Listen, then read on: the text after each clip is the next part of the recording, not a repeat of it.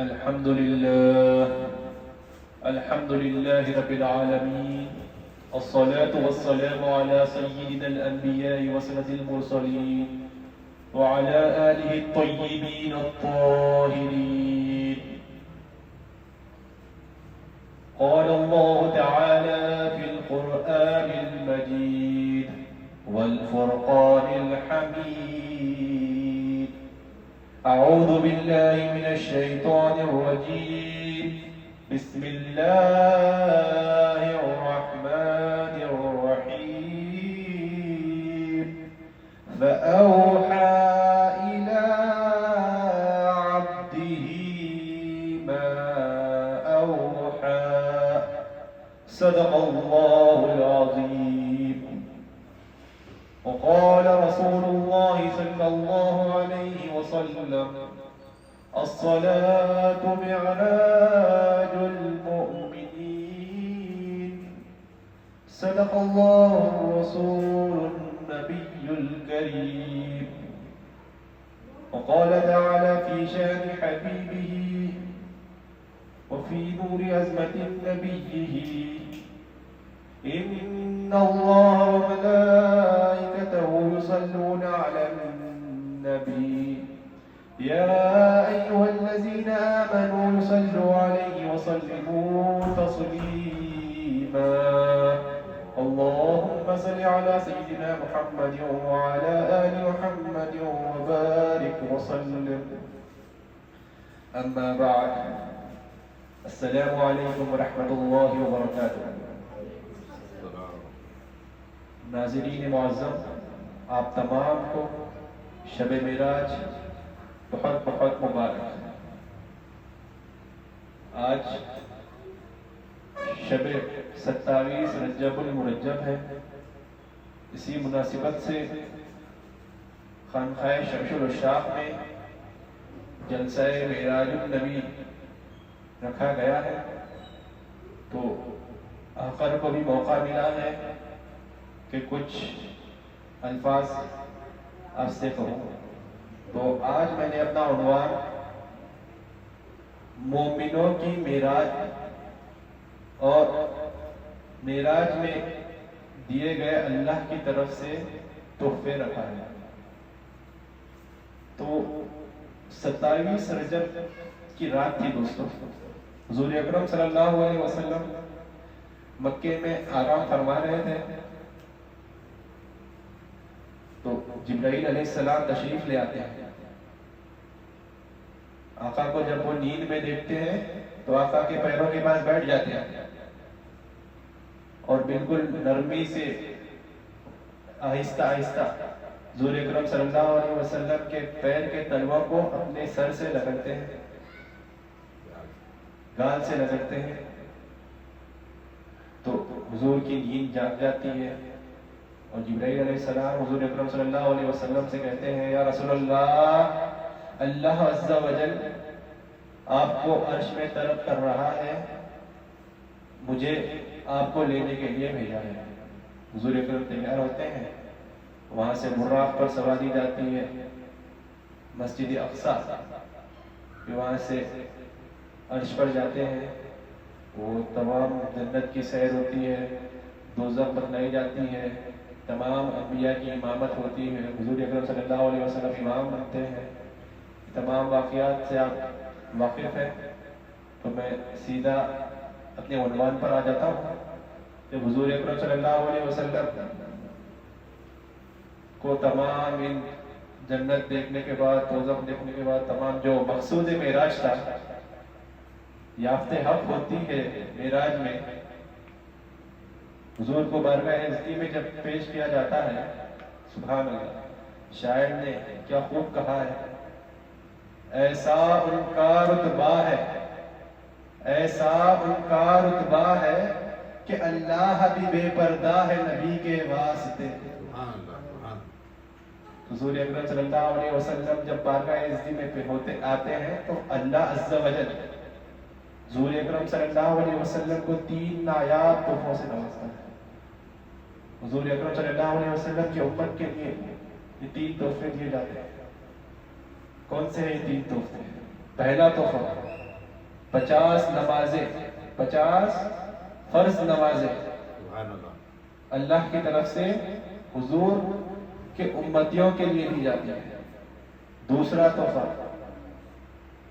سورہ بقرہ کی آخری 2 آیات جو ہم اکثر و بیشتر ختم قرآن میں پڑھتے ہیں، آمن الرسول بما انزل الیہ من ربہ والمؤمنون سے لے کر واعف عنا واغفر لنا وارحمنا انت مولانا فانصرنا علی القوم الکافرین، یہ 2 آیتیں تحفہ ہے۔ یہ آیات امت کے لیے معراج کا تحفہ ہے، اس لیے اس کی بڑی افضلیت ہے۔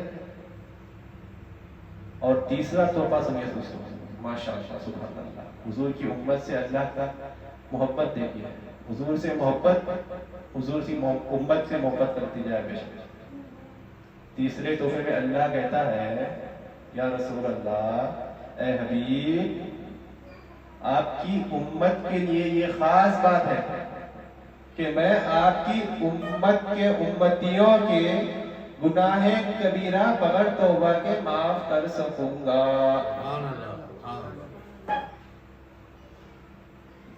اتنے نایاب 3 تحفے ملتے ہیں حضور اکرم صلی اللہ علیہ وسلم کو۔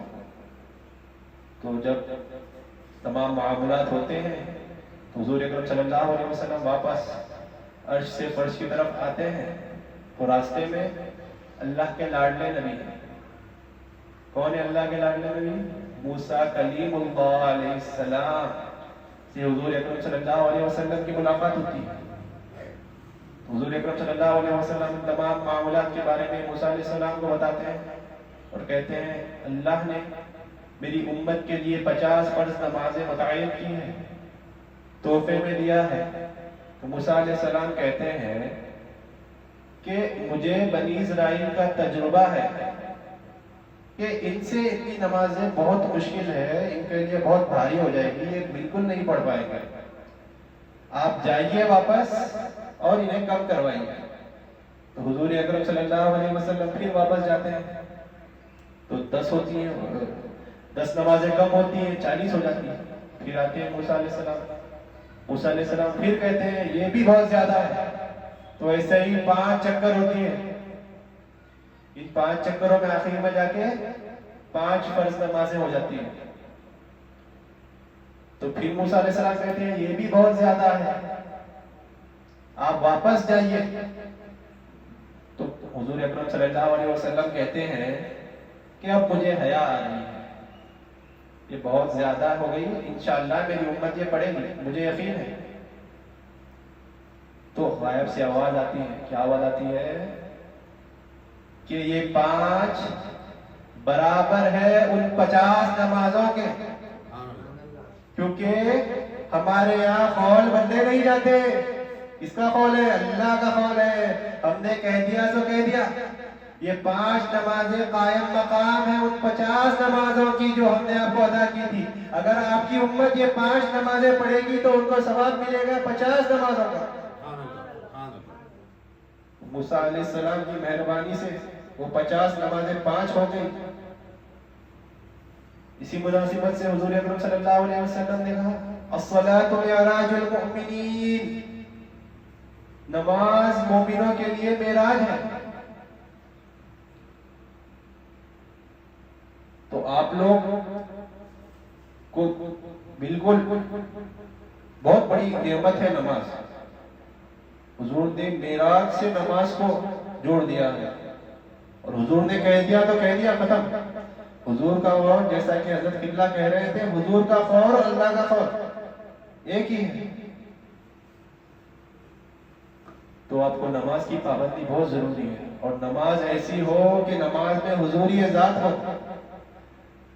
روایات میں آتا ہے کہ عبادت ایسی کرنی چاہیے کہ بندہ یا تو سوچے کہ وہ اللہ کو دیکھ رہا ہے، یا پھر کم سے کم اتنا ہو کہ وہ کم سے کم یہ سوچے کہ اللہ اس کو دیکھ رہا ہے۔ اس طریقے کی اگر نماز ہو تو بے شک آپ کی نماز معراج سے کم ہو ہی نہیں سکتی۔ تو تمام معاملات میں جب حضور اکرم صلی اللہ علیہ وسلم فرش پر آئے تو وقت جیسے کا ویسا تھا، جب نکلے تھے اور آئے سیم وقت پر آ گئے. اندازہ لگا لیا، مسجد حرام سے مسجد اقصیٰ گئے. آج کے دور میں ہی آپ کو جانے فلائٹ سے، اگر ڈائریکٹ فلائٹ سے بھی چلے گئے تو کم سے کم 3 گھنٹے لگیں گے آپ کو. اس زمانے میں تو یہ سفر لگ بھگ 12 سے 15 دن کا ہوتا ہوگا، کم سے کم ریگستان پار کر کے فلسطین میں اگر آپ جاؤ گے، منیمم اگر آپ اونٹ پہ یا گھوڑے پہ بھی جاؤ گے تو کم سے کم 12 سے 15 دن کا سفر ہوگا. وہ ہوا، پھر وہاں سے عرش پر گئے، عرش پہ اتنے معاملات ہوئے، پھر واپس آئے تو بالکل وقت جیسے کا ویسا. اللہ نے جیسے وقت کو حضور کے لیے روک دیا تھا، اور اللہ کے لیے کوئی بڑی بات نہیں. جیسا اللہ نے چاند کے 2 ٹکڑے کر دیے، وقت کو روکنا تو کوئی بڑی بات ہے نہیں اللہ کے واسطے. پھر دوسرے دن جب حضور اکرم صلی اللہ علیہ وسلم صبح میں صحابہ سے یہ معاملات صحابہ کو بتائے تو جو ہونا تھا وہ ہوا. کیونکہ انسان کے موٹے دماغ میں یہ بات آسانی سے جا نہیں سکتی، اس کے لیے محبت چاہیے. تو انسان جب صحابہ نے سنا تو کچھ صحابہ ہیں جو متزلزل بھی ہو گئے اس بات کو سن کر. اس کے بعد صحابہ کے بعد یہ بات گئی کفار کے پاس، مشرکین کے پاس، تو وہ تو بالکل خوش ہو گئے، جھومنے لگے کہ ہمیں جس چیز کا انتظار تھا وہ مل گئی. اب تک محمد صلی اللہ علیہ وسلم جو بھی بات کہہ رہے تھے اس میں ان کا اپوز کرنا بہت مشکل تھا. تو اب جو بات ہوئی ہے اس میں اب کمزور دماغ ہے انسان کا ماننے کے لیے اس کو، کیونکہ پریکٹیکلی امپاسبل ہے یہ بات. لیکن محبت ہے، اگر آپ کو خدا سے یقین ہے تو کوئی بڑی بات نہیں. اللہ کیا نہیں کر سکتا دوستوں؟ اللہ کی مرضی سے یہ کائنات چل رہی ہے، اللہ کی مرضی سے یہ دنیا چل رہی ہے، آپ سانس لے رہے ہو تو اللہ کے لیے کون سی بڑی بات ہے؟ پھر بھی لوگ فتنے مچانے لگے.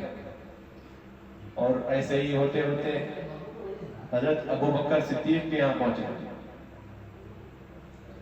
کہ یہ سوچ کر کہ ایمان لانے والے سب سے پہلے نوجوان کون ہیں؟ حضرت ابو بکر صدیق. کفار ان کے پاس یہ سوچ کر پہنچے کہ اگر ہم اس آدمی کو متزلزل کر دیں تو ہماری بہت بڑی کامیابی ہوگی. اگر یہ آدمی یہ بات ماننے سے انکار کر دے تو ہماری تو جیت ہی ہو گئی. اسی بات سوچ کر وہ لوگ گئے وہاں پہ، یہ معاملات سنایا انہوں نے حضرت ابو بکر صدیق کو. تو روایات میں آتا ہے کہ ابو بکر صدیق کچھ دیر کے لیے سوچ میں پڑ گئے، تو وہی چہرہ دیکھ کر یہ بالکل اندر سے خوش ہونے لگے. پھر انہوں نے پوچھا کہ کیا واقعی آقائے دو جہاں نے یہ کہا؟ تو وہ تو بالکل خوشی کے مارے تھالی بجانے لگے. ہاں محمد صلی اللہ علیہ وسلم نے یہ کہا ہے. تو پھر جیسے یہ کہا، سنیے ابو بکر کا جواب سنیے دوستوں. ابو بکر نے کیا کہا؟ ارے یہ کون سی بڑی بات ہے، میں تو یہ پہلے سے مانتا ہوں کہ اللہ کی طرف سے حضور اکرم صلی اللہ علیہ وسلم کے پاس ہر روز فرشتہ آتا ہے، اللہ کا پیغام لے کر آتا ہے. یہ کون سی بڑی بات ہے؟ یہ پہلی بار جب یہ اوپر چلے گئے تو ان کے لیے کون سی بڑی بات ہے؟ یہ جب ابو بکر صدیق نے کہا تب سے ہی وہ ابو بکر سے ابو بکر صدیق بن گئے رضی اللہ تعالی.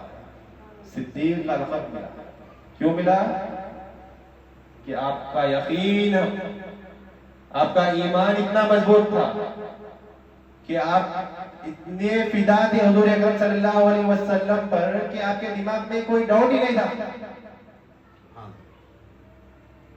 اسی مناسبت سے ابو بکر صدیق ہو. سبحان اللہ. ایک شعر پڑھ کر میں اپنی بات کو سمجھتا ہوں.